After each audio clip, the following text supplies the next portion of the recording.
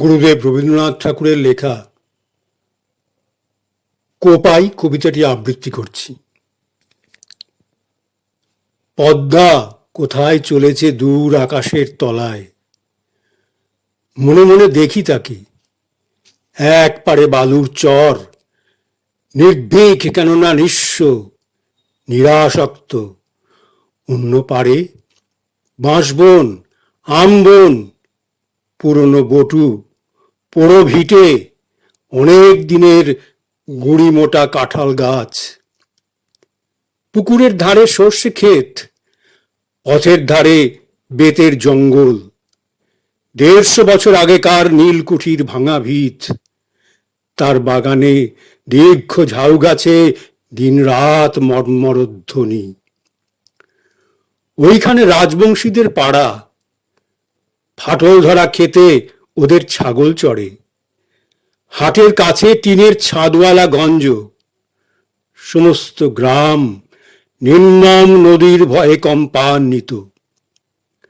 পুরাণে প্রসিদ্ধ এই নদীর নাম মন্দাকিনীর প্রবাহর নাড়িতে ও স্বতন্ত্র, লোকালয়ের পাশ দিয়ে চলে যায়।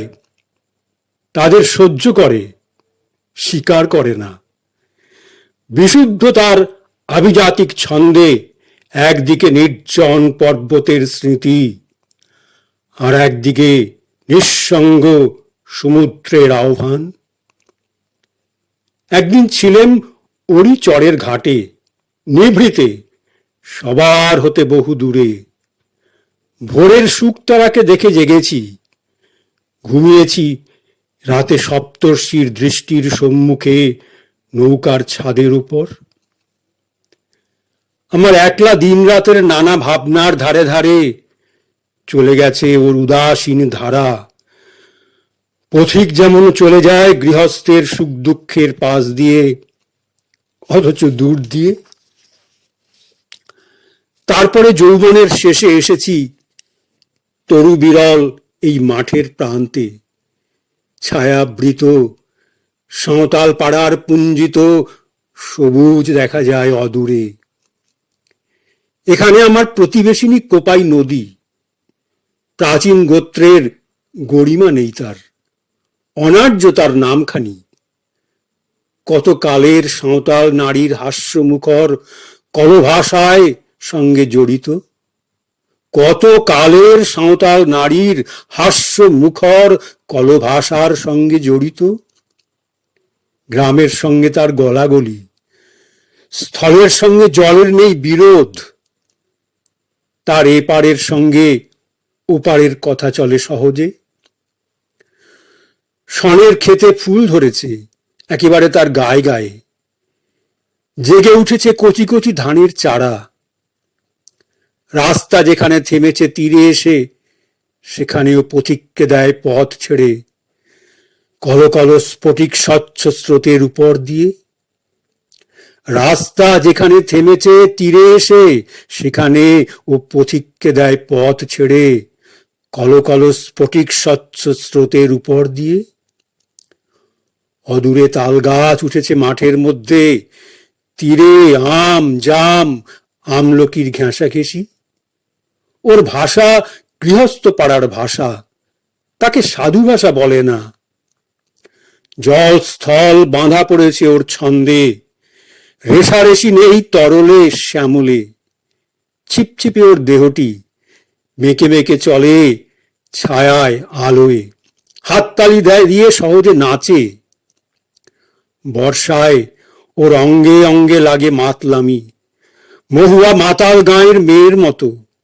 ভাঙে না, ডোবায় না, ঘুরিয়ে ঘুরিয়ে আবর্তের ঘাগরা দুই তীরকে ঠেলা দিয়ে দিয়ে উচ্চ হেসে ধেয়ে চলে।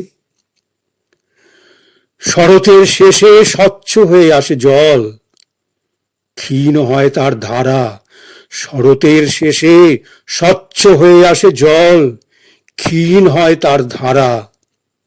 তলার বালি চোখে পড়ে, তখন শীর্ণ সমারোহের পাণ্ডুরতা তাকে তো লজ্জা দিতে পারে না। তার ধন নয় উদ্ধত, তার দৈন্য নয় মলিন, এ দুয়েরই তার শোভা। যেমন নটি যখন অলংকারের ঝংকার দিয়ে নাচে, আর যখন সে নীরবে বসে থাকে ক্লান্ত হয়ে। তার ধর নয় উদ্ধত, তার দৈন্য নয় মলিন, এ দুয়েই তার শোভা। যেমন নটি যখন অলংকারের ঝংকার দিয়ে নাচে, আর যখন সে নীরবে বসে থাকে ক্লান্ত হয়ে। চোখের চাহনিতে আলস্য, একটুখানি হাসির আভাস ঠোঁটের কোণে।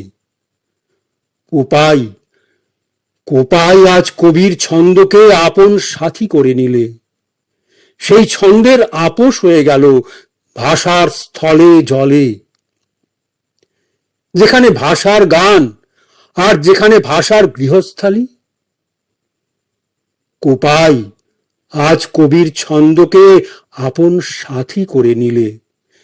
সেই ছন্দের আপোষ হয়ে গেল ভাষার স্থলে জলে। যেখানে ভাষার গান আর যেখানে ভাষার গৃহস্থালী। তার ভাঙা তালে হেঁটে চলে যাবে ধনুক হাতে সাঁওতাল ছেলে, আর পার হয়ে যাবে গরুর গাড়ি আঁটি আঁটি খড় বোঝাই করে।